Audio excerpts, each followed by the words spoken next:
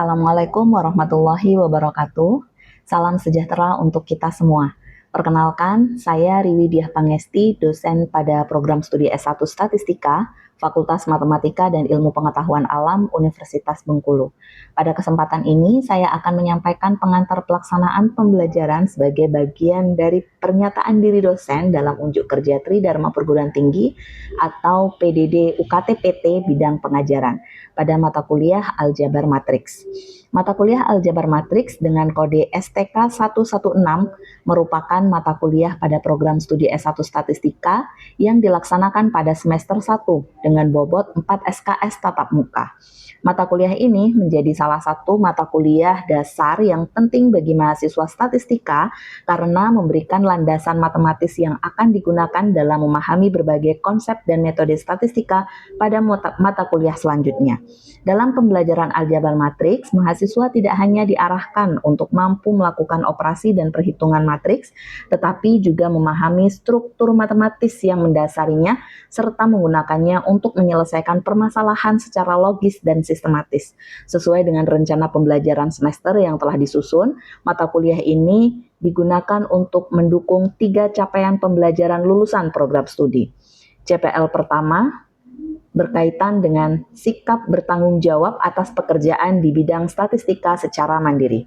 CPL kedua berkaitan dengan kemampuan mahasiswa menerapkan pemikiran logis, kritis, sistematis, dan inovatif dalam pengembangan maupun implementasi ilmu pengetahuan dan teknologi.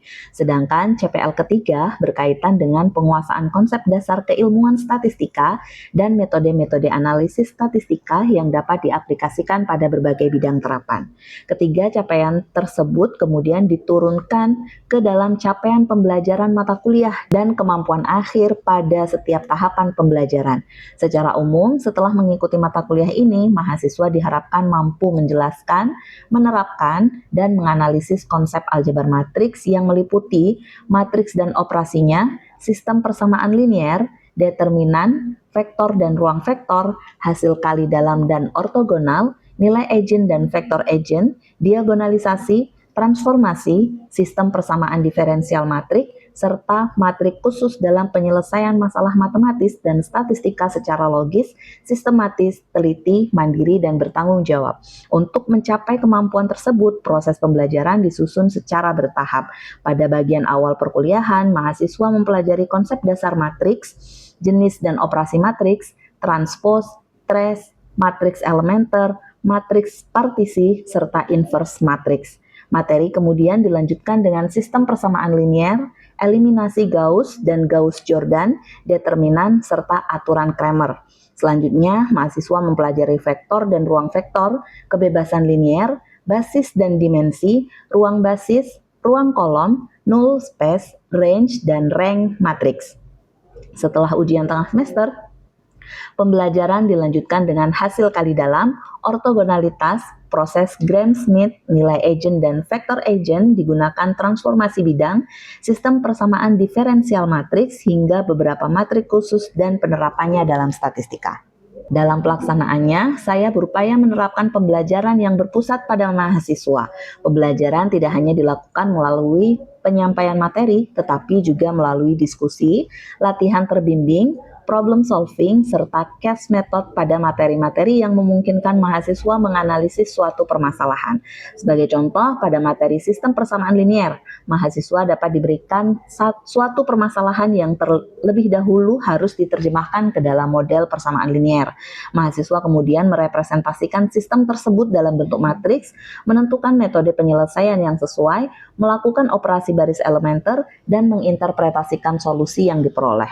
Dengan proses tersebut, mahasiswa tidak hanya berlatih melakukan perhitungan, tetapi juga dilatih untuk mengidentifikasi masalah, menentukan strategi penyelesaian, menjelaskan proses berpikir, serta mempertanggungjawabkan hasil yang diperoleh. Pembelajaran juga didukung dengan LMS Universitas Bengkulu sebagai media penyampaian materi dan pengumpulan tugas. Aktivitas mahasiswa dirancang dalam bentuk kegiatan individu maupun kelompok sesuai karakteristik materi dan tujuan pembelajaran. Dalam RPS, Kegiatan kelompok melalui CAS method digunakan pada berbagai materi, sedangkan materi lainnya menggunakan diskusi kelas, latihan terbimbing, visualisasi, dan problem solving. Penilaian pembelajaran dilakukan secara berkelanjutan dan diselaraskan dengan capaian pembelajaran yang telah diciptakan. Komponen penilaian terdiri atas aktivitas partisipatif sebesar 20%, tugas mandiri 20%, kuis 20%, ujian tengah semester 20%, dan ujian akhir semester 20%. Aktivitas partisipatif digunakan untuk melihat keterlibatan mahasiswa dalam diskusi dan pemecahan masalah, termasuk kemampuan menjelaskan hasil dan bertanggung jawab terhadap proses pembelajaran. Tugas mandiri digunakan untuk menilai kemampuan mahasiswa menerapkan konsep dan prosedur secara mandiri, sementara itu kuis, UTS, dan UAS digunakan untuk mengevaluasi penguasaan konsep serta ketercapaian sub-CPMK pada berbagai tahapan pembelajaran. Melalui rancangan tersebut, saya berharap pembelajaran aljabar matriks tidak berhenti pada kemampuan mahasiswa memperoleh jawaban yang benar, tetapi juga membangun kemampuan berpikir logis, kritis, sistematis, dan teliti dalam penyelesaian masalah. Hal ini penting karena konsep-konsep aljabar matriks merupakan fondasi bagi berbagai metode statistika, sehingga penguasaan konsep sejak semester awal diharapkan dapat membantu mahasiswa ketika mempelajari mata kuliah statistika pada semester-semester berikutnya. Pada video pembelajaran yang akan ditampilkan setelah pengantar ini, saya akan memperlihatkan salah satu bagian dari proses pembelajaran aljabar matriks di kelas, mulai dari penyampaian tujuan pembelajaran, apresiasi dan penguatan konsep, interaksi dengan mahasiswa, latihan dan pemecahan masalah, hingga evaluasi dan penutup pembelajaran. Melalui dokumen ini diharapkan dapat tergambar bagaimana perencanaan yang terukur dalam RPS diimplementasikan dalam proses pembelajaran secara nyata, serta bagaimana mahasiswa dilibatkan secara aktif untuk mencapai kompetensi yang telah ditetapkan. Demikian pengantar pelaksanaan pembelajaran mata kuliah aljabar matriks yang saya sampaikan sebagai bagian dari PDD UKTPT bidang pengajaran. Wassalamualaikum warahmatullahi wabarakatuh. Assalamualaikum warahmatullahi wabarakatuh. Ya, apa kabarnya hari ini teman-teman? Ya, oke. Hari ini kita akan melanjutkan perkuliahan kita di mata kuliah aljabar matriks ya. Ini pertemuan kedua. Hari ini kita akan membahas mengenai operasi dasar matriks. Ada yang sudah pernah tahu? Ada yang sudah pernah dengar sebelumnya? Ada apa aja operasi dasar matriks? Ada apa aja? Mean, median, modulus. Yang lain? Operasi dasar matriks. Ada penjumlahan, ada pengurangan, perkalian dot sama perkalian skalar dengan perkalian matriks ya. Kemudian ada apa lagi? Pembagian ada? Apa kalau pembagian? Pembagian itu di matriks namanya inverse ya. Oke, kita lanjutkan materi kita pada hari ini ya. Nah, sebelumnya kalau kita biasanya punya data, kemudian disusun menjadi tabel, gitu ya. Ada data mahasiswa, ada namanya Ali, Rahim, Seli, gitu ya. Nah, mahasiswa ini memiliki nilai mata kuliah, ada statistik dasar dan juga ada aljabar matriks. Ini adalah nilai dari mahasiswa ini, ketiga mahasiswa ini. Nah, biasanya kita akan menyajikannya dalam bentuk tabel. Nah, kalau dalam bentuk tabel ini, apabila ada banyak mahasiswa dan ada banyak mata kuliah atau variabel yang lainnya, maka akan kesulitan dalam menuliskannya. Nah, makanya di sini matriks bertindak supaya untuk memudahkan penulisan. Nah, kalau kita buat dalam bentuk matriks, maka tabel di atas itu bisa kita tulis seperti ini ya. Jadi ada 80, 75, 85, 90, 70, 80. Itu adalah nilai-nilai dari ketiga mahasiswa ini. Nah, di sini berarti kita bisa lihat bahwa pengertian matriks itu adalah apa? Ya, angka-angka ini ya, kita lihat dia ada baris dan ada kolom. Ya, apa yang dituliskan di baris dan kolom ini? Angka-angka ya. Nah, berarti matriks adalah angka-angka yang dapat dituliskan dalam bentuk baris dan kolom. Gitu. Kalau saya tanya baris ke 1, kolom ke 1, nilainya berapa? 80.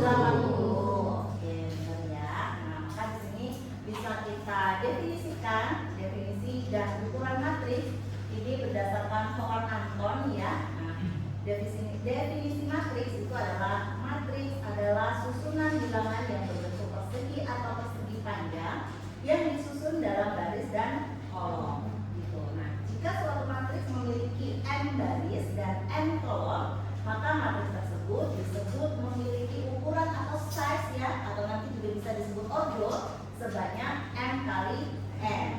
Nah, bilangan-bilangan yang dapat di dalam matriks, yang terdapat di dalam matriks itu disebut sebagai entry atau elemen matriks. Secara umum, matriks itu bisa dituliskan seperti ini dalam bentuk baris dan kolom. Nah, A11, A12 sampai AMN ini adalah elemen dari matriks tersebut ya. Nih, dengan AIJ menunjukkan elemen yang berada pada baris ke I dan kolom ke J gitu. Nah, berarti matriks A ini dia memiliki ukuran M kali N. M itu menandakan baris dan N itu menandakan kolomnya atau disebut size-nya. Ya, selanjutnya misalnya kita punya dua matriks, matriks A dan matriks B. Kemudian kedua matriks ini akan kita jumlahkan. Nah, maka penjumlahan matriks itu adalah misalkan ya, jumlah A ditambah B itu diperoleh dengan menjumlahkan elemen-elemen yang posisinya bersesuaian. Berarti kalau posisi baris 1 kolom 1 hanya bisa kita jumlahkan dengan posisi matriks B di baris 1 dan kolom 1. Kedua matriks ini apakah bisa dijumlahkan? Bisa. Kenapa? Karena ordonya sama atau size-nya sama. Matriks A berapa ordonya? Barisnya dulu yang disebut ya. Barisnya 3 kali 2. Matriks B juga sama ya, 3 kali 2. Sehingga dua matriks ini bisa kita lakukan penjumlahan. Ini adalah hasil dari penjumlahan dengan menjumlahkan ordo-ordo elemen-elemen pada ordo yang sama. Bagaimana dengan pengurangan? Sama juga dengan penjumlahan ya. Jika kita kurangkan A dikurang B, maka kita sama aja dengan mengurangkan elemen-elemen pada ordo yang sama. Oke, selanjutnya kalau kita punya matriks C, ukurannya berapa nih? 2 kali 3. Bisa nggak kalau kita jumlahkan A ditambah C? Bisa tidak? Bisa tidak? Bisa? Bisa apa tidak? Bisa ya? Coba hasilnya berapa A ditambah C? Bisa nggak? Tadi penjumlahan dan pengurangan matriks itu hanya bisa dilakukan apabila memiliki ordo yang sama. Ya, sementara ordo yang C ini adalah 2 kali 3 ya. Sementara A adalah ordonya 3 kali 2. Tidak sama ya berarti ordonya, sehingga A ditambah C itu tidak bisa dilakukan. Ya, karena ordonya tidak sama. Oke, selanjutnya kita lihat perkalian matriks dengan skalar. Nah, skalar ini adalah sebuah nilai konstanta ya. Nilainya bisa berupa seluruh bilangan real. Jadi dari tak hingga sampai tak hingga itu bisa kita sebut sebagai skalar. Nah, perkalian matriks dengan skalar C adalah misalkan C dikali matriks A itu sama aja dengan kita mengalihkan skalar C dengan setiap elemen di matriks A. Nah, ini lihat contohnya. Artinya setiap elemen matriks dikalikan dengan skalar tersebut. Contohnya adalah misalkan kita punya matriks A tadi ya, yang kumpulan nilai-nilai mahasiswa tadi ya.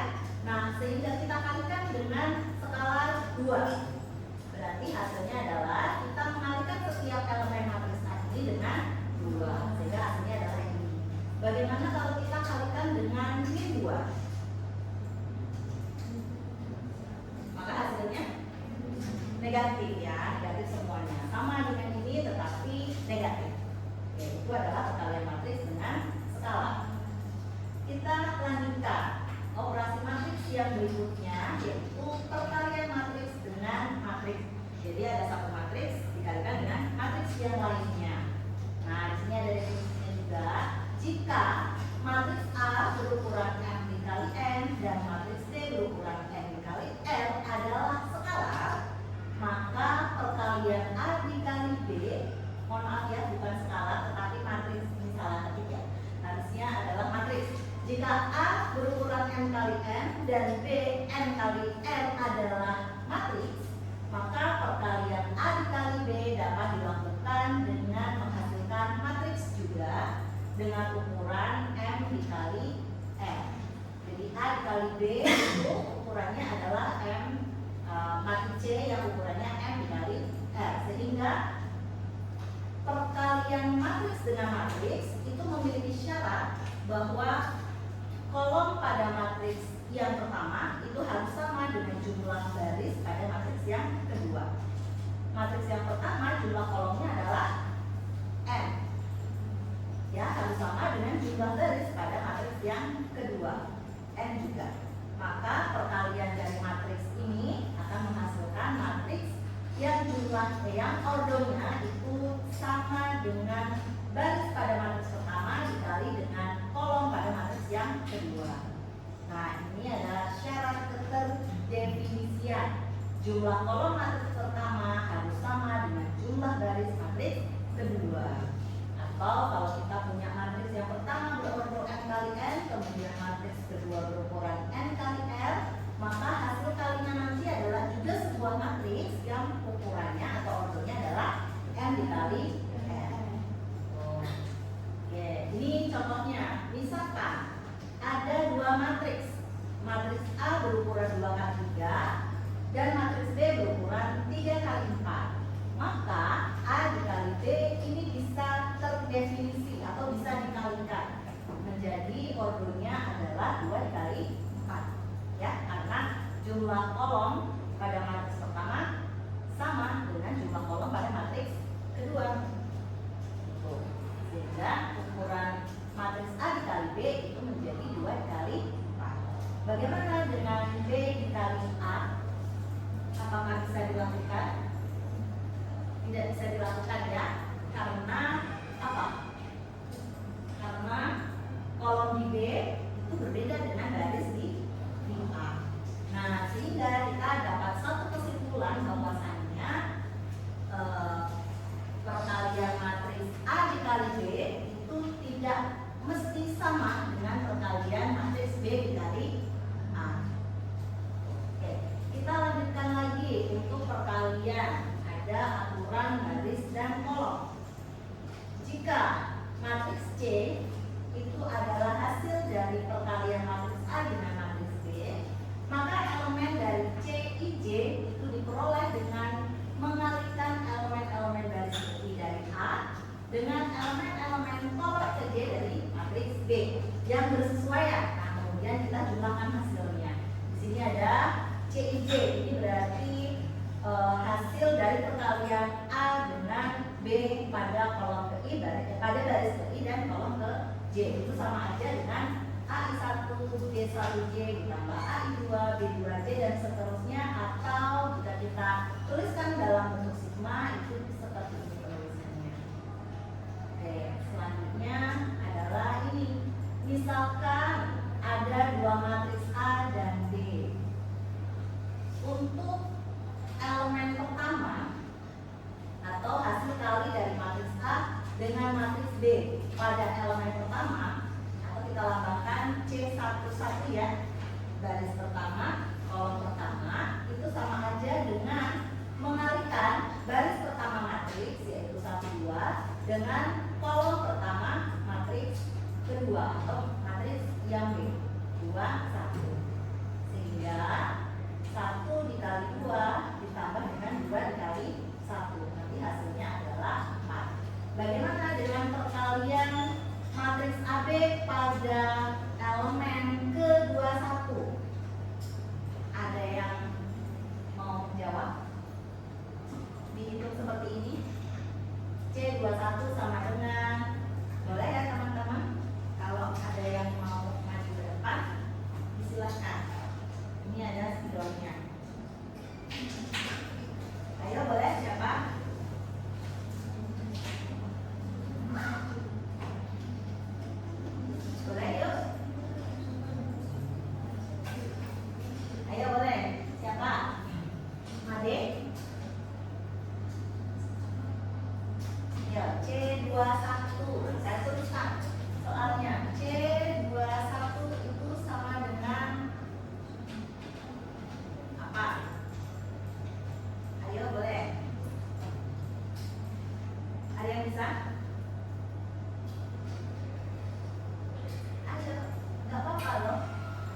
ini ditambah ini ya. Nah, jadi berapa elemen C21-nya? Berarti gimana itu? Kita mengalihkan baris kedua pada matriks A dengan kolom satu pada matriks B. Ya, ayo siapa? Boleh? Boleh? Silakan.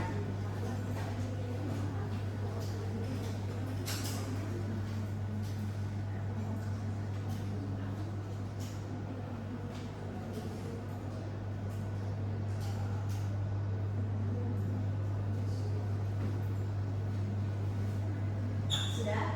Oke. Berarti baris kedua pada matriks A elemennya adalah 3 dan 1. Lalu kolom ke-1 pada matriks B elemennya adalah 2 dan 1. Kemudian kita kalikan lalu dijumlahkan, hasilnya adalah 5. Itu adalah elemen dari perkalian matriks kedua 1. Selanjutnya ini ada contoh lagi, yaitu matriks yang berukuran 2 kali 3 dikalikan dengan matriks yang berukuran 3 kali 2. Bisa dikalikan itu ya? Bisa. Nanti hasilnya matriks ukuran berapa?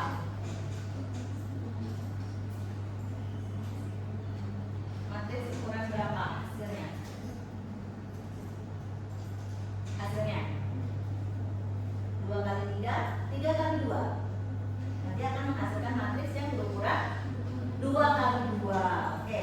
Kalau kita mau menghitung elemen pada 11 atau C11 ya, ini ya, maka kita tinggal mengalihkan baris ke-1 dengan kolom ke-1.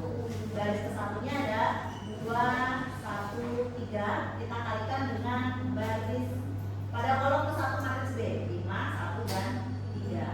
Hasilnya adalah 20. Nah, itu seterusnya apabila kita akan menghitung hasil kali A dan B pada elemen kedua dan 1, maka baris kedua kolom ke-1 seperti ini ya, maka nanti hasilnya adalah 26. Nah, begitu seterusnya untuk elemen baris 1 kolom kedua dan yang terakhir baris 2 kolom ke-2. Bisa dipahami ya untuk perkalian matriks dengan matriks. Nah, selanjutnya ini ada sifat dasar operasi matriks. Sifat operasi matriks. Jadi di penjumlahan itu ada sifatnya, di operasi perkalian dengan skalar itu ada sifatnya, perkalian matriks dengan matriks juga ada sifatnya. Nah, coba kita lihat sifat pada penjumlahan. Sifat yang pertama, jika ada matriks A ditambah dengan matriks B, maka sama aja kita dengan menjumlahkan matriks B dengan matriks A. Ya, hasilnya akan sama. Lalu sifat pada penjumlahan yang kedua, jika ada matriks A, kemudian ditambah dengan hasil penjumlahan matriks B dengan matriks C, itu juga sama dengan kita menjumlahkan matriks A dengan matriks B dulu, baru dijumlahkan lagi dengan matriks C. Nah, ini untuk sifat penjumlahan. Bagaimana dengan sifat pengurangan? Sama ya, sifat pengurangan matriks itu sama dengan sifat penjumlahan matriks. Oke, yang kedua itu adalah sifat perkalian dengan skala. Nah, sifat yang pertama, jika ada skala, kemudian kita kalikan dengan hasil jumlah matriks A ditambah B, itu sama aja kita mengalihkan skala dengan matriks A, kemudian baru ditambah mengalihkan skala dengan matriks B. Kalau sifat perkalian dengan skala yang kedua, nah ini skalanya ada dua berarti ya. Skalanya ada dua, ada C dan D. Kita jumlahkan, kemudian dikali dengan A, maka ini juga sama dengan apabila kita mengalihkan skala C dengan matriks A, baru ditambah dengan mengalihkan skala D dengan A. Ini sifat matriks yang mungkin perlu diingat ya sampai nanti.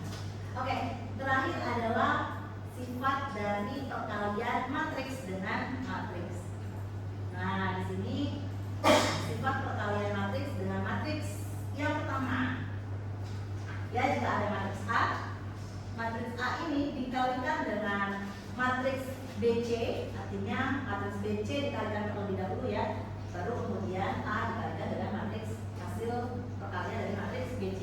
Ini juga sama ketika kita mengalikan matriks AB dulu, baru dikalikan dengan matriks C. Lalu ada yang namanya sifat distributif pada matriks. Jika ada matriks A, kemudian ada matriks B ditambah C, maka kita sama aja dengan mengalihkan matriks A dengan matriks B ditambah dengan matriks A dengan matriks C. Begitu juga jika dibalik, jadi A ditambah B kemudian dikalikan C, sama aja dengan kita mengalihkan matriks A dengan matriks C baru ditambahkan dengan matriks B dengan matriks C.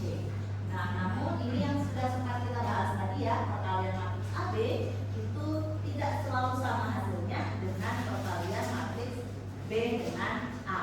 Sehingga untuk sifat perkalian matriks yang pertama ini tadi itu kita nggak bisa bolak-balik, jadi harus seperti ini. Gitu. Nah, jadi perkalian matriks tidak bersifat komutatif secara umum. Bahkan ada kemungkinan AB terjadi besi, tetapi BA tidak terjadi besi. Seperti contoh yang tadi ya pernah kita lakukan, karena ukuran matriksnya tidak sesuai. Sampai di sini ada yang ingin ditanyakan? Sudah cukup jelas?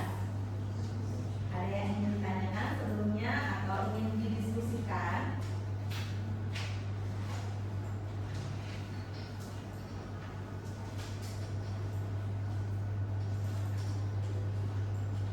Oke, jika tidak ada yang ingin didiskusikan, berarti teman-teman semuanya sudah paham ya.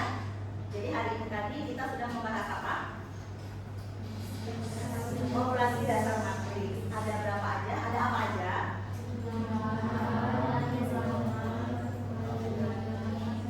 Perkalian itu ada perkalian dengan skala, perkalian matriks dengan matriks. Ada lagi? Apa? Sifat-sifat operasi dasar matriks ya. Oke. Nah, kita kan tadi udah belajar penjumlahan, pengurangan, perkalian dengan skala dan perkalian dengan skala maksud saya, dan perkalian matriks dengan matriks. Tapi belum ngomongin pembagian. Bagaimana kalau matriks dibagi dengan matriks? Apakah bisa? Bisa tidak? Tidak bisa ya. Tapi kalau dalam matriks pembagian itu namanya inverse. Ya, ingat ya, inverse ya. Jadi istilahnya itu pindah ruas. Nah, pindah ruas itu dalam matriks diinverskan atau dibalik, dipindahkan ruasnya. Oke, untuk pembagian matriks atau